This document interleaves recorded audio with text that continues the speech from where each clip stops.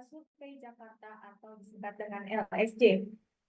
Kali ini kita bertemu kembali dalam acara rilis hasil survei terbaru dari LSJ yang dilaksanakan pada tanggal 22 hingga 27 Desember 2023. Dalam kesempatan kali ini, saya ucapkan terima kasih dan apresiasi yang setinggi-tingginya atas partisipasi teman-teman wartawan dalam acara rilis LSJ kali ini.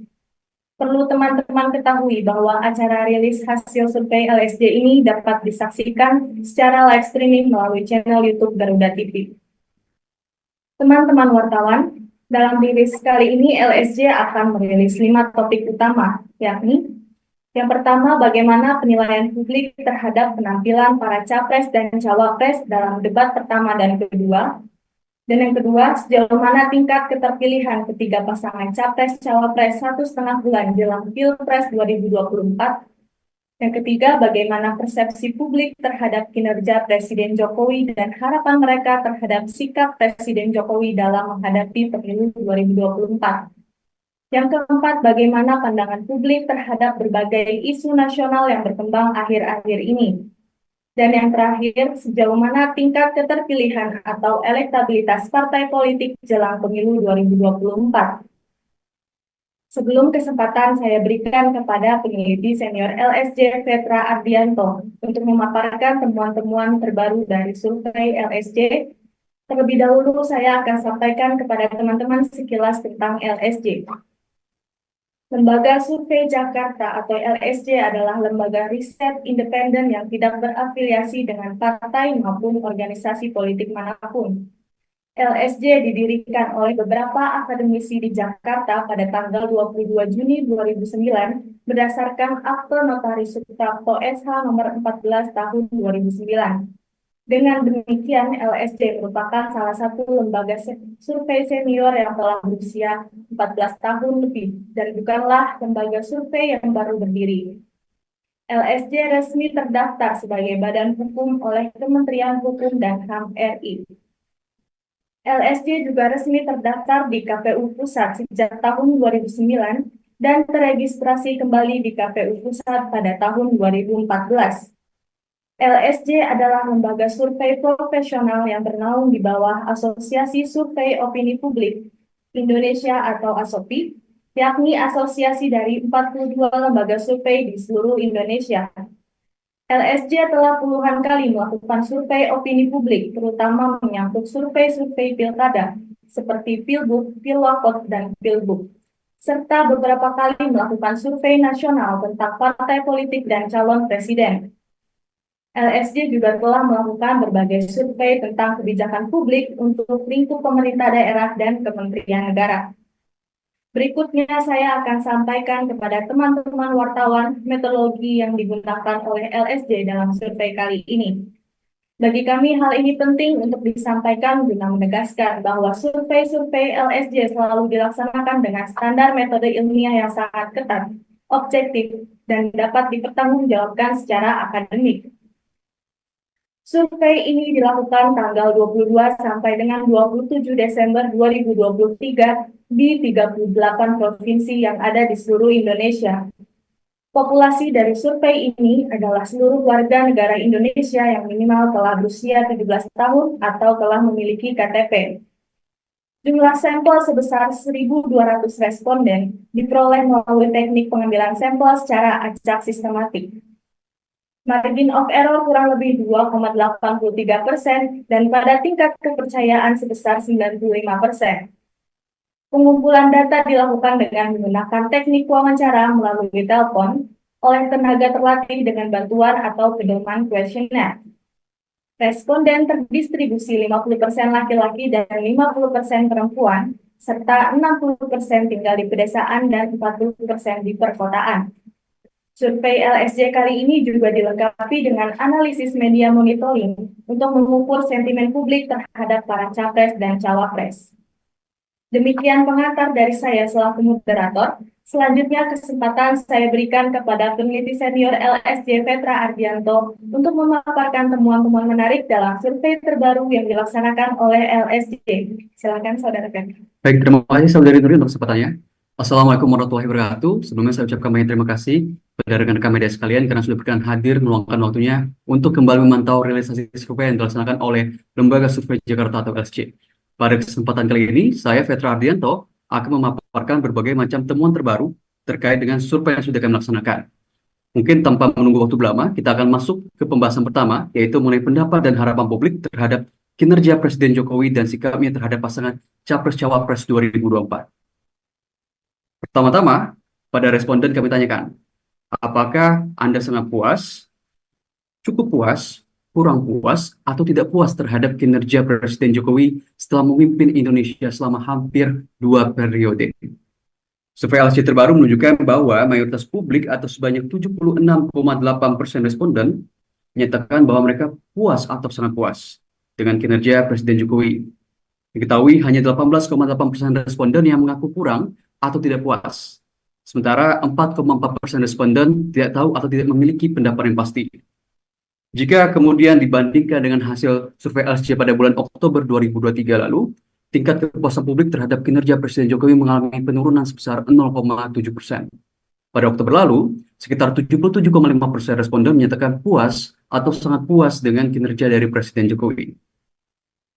Berikut adalah grafik perkembangan tingkat kepuasan publik terhadap kinerja Presiden Jokowi pada bulan Juli, Agustus, Oktober, dan Desember 2023. Grafik ini menunjukkan bahwa tingkat kepuasan publik itu terus meningkat dari Juli hingga Oktober 2023. Meskipun terdapat sedikit penurunan, tingkat kepuasan publik tetap tinggi, mencapai 76,8%. Ini menggambarkan bahwa meskipun terjadi fluktuasi, Presiden Jokowi berhasil mempertahankan dukungan yang kuat dari sebagian besar masyarakat. Selain itu, diketahui juga bahwa terdapat penurunan yang signifikan terkait dengan tingkat ketidakpuasan terhadap kinerja Presiden Jokowi dari bulan Juli hingga Desember 2023. Kemudian, pada responden kami coba tanyakan, apakah Anda setuju atau tidak setuju dengan pembangunan IKN? Berdasarkan hasil survei yang dilakukan oleh LSJ mengenai pembangunan IKN, diketahui bahwa mayoritas masyarakat memiliki pandangan positif terhadap proyek ini.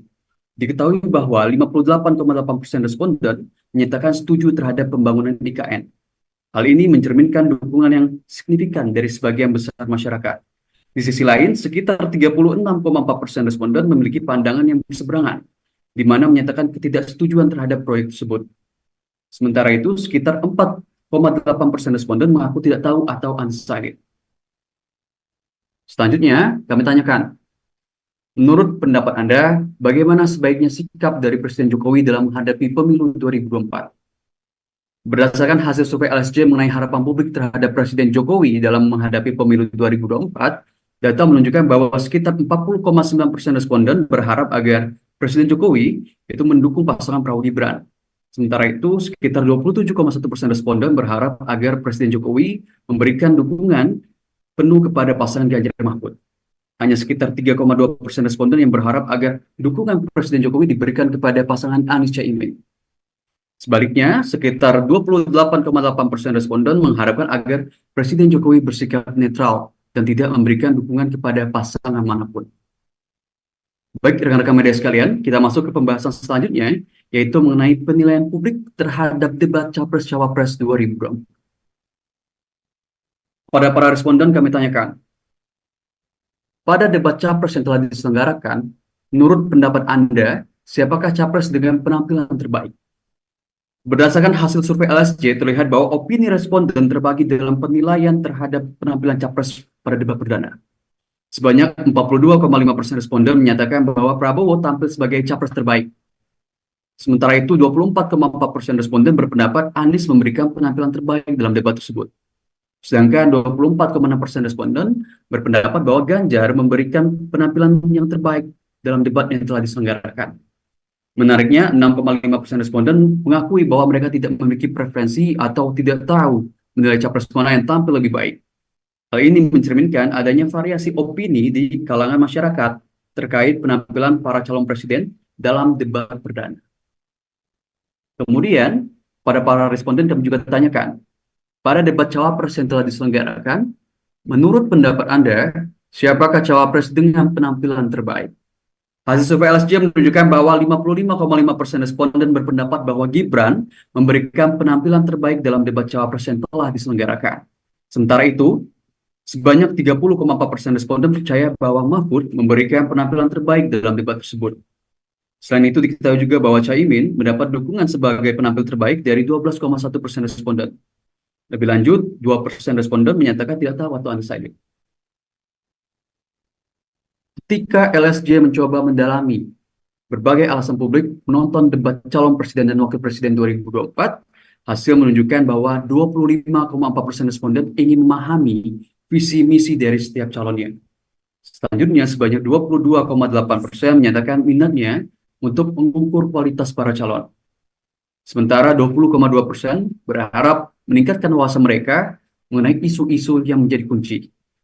Kemudian, sebanyak 17,5% responden mengatakan bahwa mereka melibatkan diri dalam menonton debat sebagai bagian dari proses pengambilan keputusan dengan tujuan untuk memastikan pilihan mereka terhadap calon itu tepat. Sementara itu, 10,4% responden menyebutkan rasa penasaran sebagai alasan utama mereka, dan 3,7% lebih memilih untuk tidak menjawab atau masih ragu-ragu dalam menentukan dukungan mereka. Dari temuan ini terlihat bahwa masyarakat memiliki motivasi yang beragam untuk menyaksikan debat, mulai dari keinginan untuk memahami visi misi hingga rasa penasaran yang mendorong mereka untuk terlibat dalam proses politik. Ini mencerminkan tingginya tingkat kesadaran dan partisipasi dalam rangkai pemikiran dan memilih pemimpin yang dianggap sesuai dengan kebutuhan dan harapan masyarakat. Selanjutnya, kita masuk ke elektabilitas Capres-Cawapres 2024. Pada responden, kami ajukan pertanyaan. Menurut Anda, jika saat ini dilaksanakan Pilpres dan diikuti oleh 3 pasangan, Capres-Cawapres yaitu Prabowo Gibran, Ganjar Mahfud, dan Anies Imin, siapakah yang akan Anda pilih? Hasil survei yang dilakukan oleh LSJ menunjukkan bahwa pasangan Prabowo Gibran mendominasi dengan elektabilitas yang mencapai 50,3%. Keunggulan ini menciptakan peluang kemenangan satu putaran yang terbuka lebar bagi mereka. Mengingat jarak yang signifikan dari pesaing terdekat, yakni pasangan Anies Imin dengan elektabilitas 23,2%. Sementara itu, pasangan Ganjar Mahfud hanya mampu memperoleh dukungan sebesar 23,1%. Lebih lanjut, sebanyak 3,4% responden masih ragu-ragu atau belum dapat menentukan pilihan mereka. Kemudian kepada responden kami tanyakan, apakah Anda sudah mantap terhadap pasangan Capres-Cawapres yang Anda pilih saat ini? Atau masih ada kemungkinan berubah pilihan? Hasil survei LSJ mengindikasikan bahwa saat ini pemilih pasangan Prabowo Gibran paling mantap atau paling loyal terhadap paslon pilihannya. Sudah 80,3% calon pemilih Prabowo Gibran yang mengaku sudah mantap terhadap pilihannya. Dan 17,6% yang masih mungkin berubah. Sementara itu diketahui juga bahwa 72,8% sudah mantap memilih pasangan Ganjar Mahfud. Lebih lanjut diketahui juga bahwa sebanyak 24,6% calon pemilih Ganjar Mahfud masih galau, alias masih berpotensi untuk pindah pilihan. Sedangkan calon pemilih Anies Imin baru 68,5 yang sudah mantap dan 28,3 masih berpotensi menjadi swing voters. Kemudian, ketika LSJ mencoba mengetahui lebih jauh mengenai alasan-alasan yang membuat responden memilih pasangan Prabowo Gibran, kami menemukan bahwa sebanyak 30,2% responden menyatakan memilih pasangan tersebut karena menganggap Prabowo sebagai sosok yang tegas dan berani. Sementara itu, 21,4% responden memilih pasangan ini karena selama menjadi Menhan, Prabowo memiliki kinerja yang luar biasa. Selain itu, 14,5% responden menyatakan bahwa mereka kagum terhadap sosok Gibran. Ada juga 12,9% responden yang memilih pasangan ini karena menganggap Prabowo Gibran akan melanjutkan berbagai program strategis yang telah dicanangkan oleh Presiden Jokowi. Kemudian, 9,6% responden memilih pasangan tersebut karena merasa sosok Prabowo Gibran adalah pasangan yang ideal, di mana merepresentasikan golongan sipil dan militer, serta merepresentasikan golongan tua dan muda. Terakhir, yaitu persepsi publik mengenai isu kecurangan pemilu dan isu politik dinasti, serta elektabilitas dari partai politik. Kepada responden, kami coba tanyakan, apakah Anda percaya atau kurang percaya bahwa pemilu 2024 akan berlangsung dengan penuh kecurangan sebagaimana yang disampaikan oleh sejumlah politisi akhir-akhir ini? Berdasarkan hasil survei LSJ, sebanyak 70,7% responden mengungkapkan ketidakpercayaan terhadap isu-isu yang menyebutkan bahwa pemilu 2024 akan dipenuhi kecurangan.